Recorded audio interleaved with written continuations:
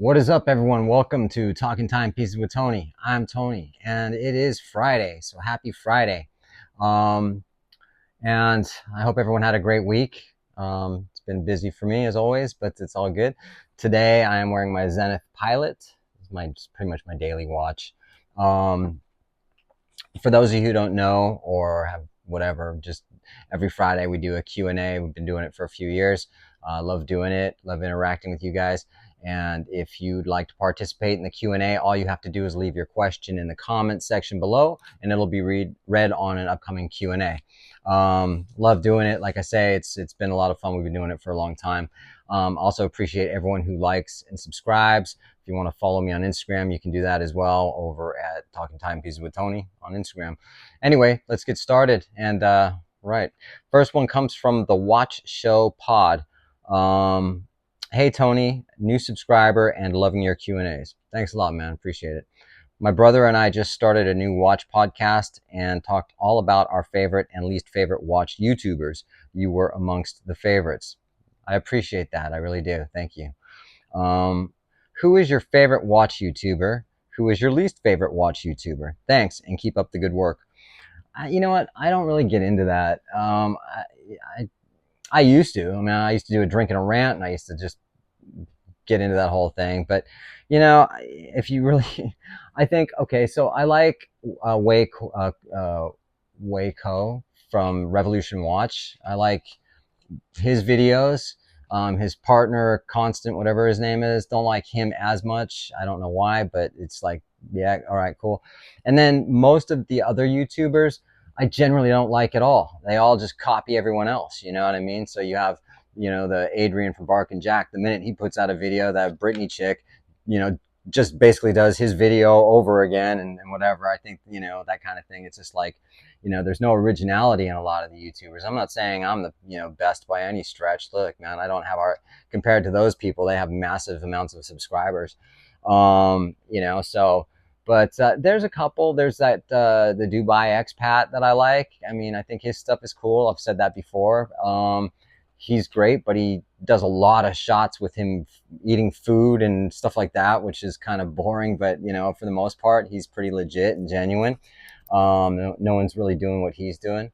And I don't know. There's a guy, SC, and he's got Patek Philippe's and whatever. And he's really weird. His videos sound like he's reading from a book that he's just learning how to read. And today I went to Patek Philippe to see if I could get a watch. You know what I mean? It's kind of like that, but I'm not ragging on the dude. I watch his videos for the most part. So another guy who always talks about food, and it's never any good apparently. So anyway, but thanks for your question, man. Appreciate it.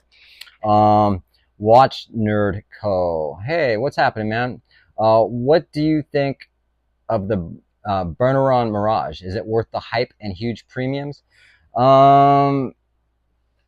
I don't necessarily know if they're hyped, are they? I mean, does really anyone know who they are? I mean, I know people in the watch industry does, but for the most part, I don't think there's any hype. And premiums, I don't know what they're selling on the secondary. The premium would be over what the retail would be. But their prices are, $70,000, $80,000. They look cool. I like the originality of the cases kind of being off and the squiggly hands and all that. I think that's pretty cool. For that price point, though, and I know what's going on with the research and development and what he's doing is very cool, man. But for $70,000-$80,000 for one of those watches, there's so many other watches I'd buy besides one of those, but they are cool. So appreciate your question. Sean Miller, Mr. Tony, what's happening, man? Happy Friday. Happy Friday. In celebration of the new Spinal Tap sequel, can you tell us the most Spinal Tap moment you have experienced in all your years on the road? Yes, I can. I don't know if there's one specifically, but I do have one actually that really sticks out to me. I was on tour and I was in Hawaii and I was on the NBC morning show, which at that was KHNL, but it's still the Peacock, the NBC, right? And I was on the entire morning show and I had to do 4 songs and an interview. So I was on the entire morning show. This was in 2006. And I couldn't afford to bring my band out to tour, so I had to use backing tracks. So I had drums, bass and drums, on a backing track, and then I played ukulele. Actually, this was an ukulele tour. And so I had what's called a Pro Audio CD player, right? Because back then there was still, CDs. The CD had the backing tracks, not my playing, but just the backing tracks. And so you put the CD in and you line it up, and then you play to those tracks, right? I hate playing like that. I absolutely hate it, but sometimes you have to, and in this case I had to. I mean, we didn't have enough money to bring the band out. I wasn't big enough at the time. There was not enough in the budget, so anyway, we're setting up, and there was a guy who worked for the management company I was with, and he's like, okay, I'll set it up for you and press the button to play when they're ready. And I'm like, no, dude, because if you screw it up, I'm going to be pissed at you. If I screw it up, I just screw it up, right? So the first song I was going to play wasn't going to be the first song on that CD. It was like track 4 or something like that. So I had track 4 all set up, ready to go. And so they're talking on the news. I've got this on video somewhere. And she's talking. She's like, and Tony Gamble from Los Angeles, here to promote his new album, Breaking Tradition, and da-da-da. And here he is, Tony Gamble. And I thought she was done, and I hit play, but then she kept talking, so I hit stop, but I was nervous. Now, keep in mind, there's a guy on the ground with a camera up at me like this, cameras all around me so they can get those sweep-in shots and whatever. And I was nervous. And it's live TV, right? And so she kept talking, and I was like, oh shit. So I hit stop, but because I hit it, I was nervous. I hit it twice, and it ejected the CD, and she goes, Tony Gamble.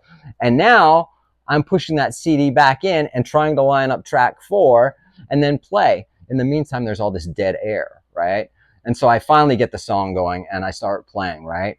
And I'm like, then it goes, then it 3/4 through the song, it goes into a commercial. I'm done playing, right? And I'm like, And the guy's filming me, not just the TV show, but the guy from the management company is filming me on a camcorder or whatever.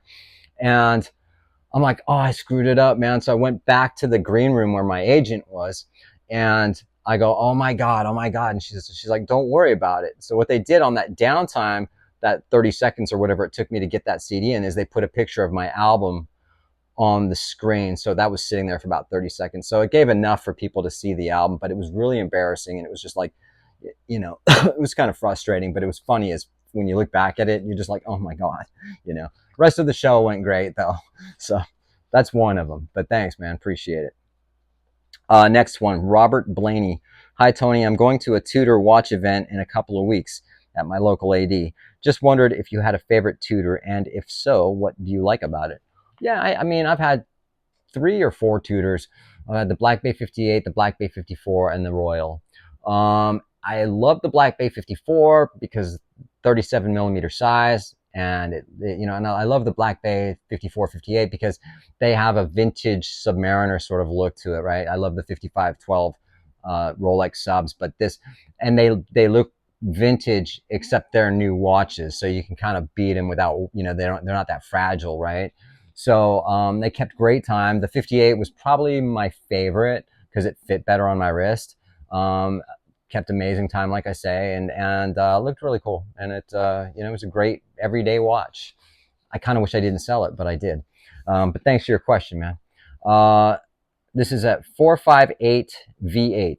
Hi, Tony. Question for you. If you bought a Rolex Oyster Perpetual from a gray market dealer and you wanted this particular color for your collection, and it was sold as if it was that particular color from the factory, then it was later confirmed by you to actually be a dial swap, what would you do? Well, okay, so say I have the turquoise OP, right? Let's say I bought that from the gray market dealer as the turquoise OP, and then realized later it was a dial swap, so it's now a fake watch, or it's at this point it's a fake watch. The reason why I say that is because if you send it into Rolex to get serviced, they won't service it, and your warranty's void. Everything's, you're screwed, really. First and foremost, I wouldn't buy a Rolex from a gray market dealer. Now, there's a difference between watch dealers who sell pre-owned watches that are not considered like just gray market. There's those guys that do YouTube videos that's all they are, is gray market. I got Rolex. I'd never buy from any one of those freaking YouTubers, man. the Josh guy and whatever else. They're shady. They're all freaking shady, man. They all, anyway, whatever. I don't want to get into a whole rant about all that, but I wouldn't buy a watch from them. Simple as that, plain and simple, because you don't know what you're going to get. You know what I mean? They could have all the tags, everything and whatever, and still not convinced, you know? If I was buying from, you know, like a proper watch store, you know, a watch dealer, you know, that sells pre-owned watches, I would trust that more. You know what I mean? And I would probably buy from them. But if I did buy one and it had the fake watch, I would contact wherever I bought it from and say, you know what, man, you sold me a bogus watch. It's plain and simple. You basically you killed the warranty on it and you sold me a fake watch. I mean, it's got a real movement. It's the right case, but it's a fake dial. To me, that's just a now at this point a fake watch. I wouldn't be happy about it. So I do everything I can to try to get my money back. You know, what else can you do? You know. But yeah, thanks, man. Next one from Ken Newton. Question, Tony. Well, first off, thank you for being genuine in your videos. Thank you. Do you own or have you owned a Radium loomed watch? What are your thoughts on those vintage timepieces? Thanks again. Do I own one? No. Have I owned one? I may have, not that I recall. What do I think of them? It just depends on what watch it is, I guess. I wouldn't have any problem with it if I like to watch, you know what I mean? And so, yeah, I mean, yeah, but thanks for your question, man. Next one from No, oh man, you've asked me a question before and I couldn't pronounce your name. No Evoingu, man, look, I don't know, look, that's your name right there, whatever. Sorry, man. Hi, Tony, hope that you're doing well. May I know your wrist size? What? Because my wrist size is 6.7 inches, but I'm still debating, should I get a 36 millimeter or a 40 millimeter? It's up to you, man. I got a 6.5 inch wrist and I'm wearing a 40 millimeter right now on the Rolex, and even with my Cartier, my Rolex OPs 36, my Datejusts are 36. This is about, I think, a 35. So, you know, it just depends. The Rolex at 40 is cool. A little bit big on my wrist. I prefer the 36 millimeter in Rolex. So it just depends on the watch, man. You know, so I even have a 41 millimeter Cartier Pasha. That's just a slightly big, but I still like it. But best of luck on that one, dude. T.I. Zombie. Hi, Tony. Always look forward to your videos. Thank you. Thank you. What is the one watch you feel that got away? A watch that got away. I mean, one that I've owned that I sold, or one that I wanted and I almost bought that I didn't get because it got away?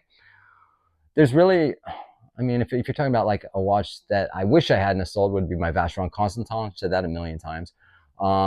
There's really never been anything that not that I recall that I was gonna buy and then it sold and I didn't get it and I was like, damn, you know, because there's always, whatever the watch is, you know, pretty much always find another one if you're really into it, you know. But I don't know. Even at Bindi, I think one time I was gonna buy the tank, Cartier tank Americain, and I sort of, you know, procrastinated on it. And then when I called Juan, I was like, dude, I'm gonna come by and pick up that Cartier, and he's like, oh, we sold it, but we'll get you another one. And I was like, no, it's all right, it's cool, never mind.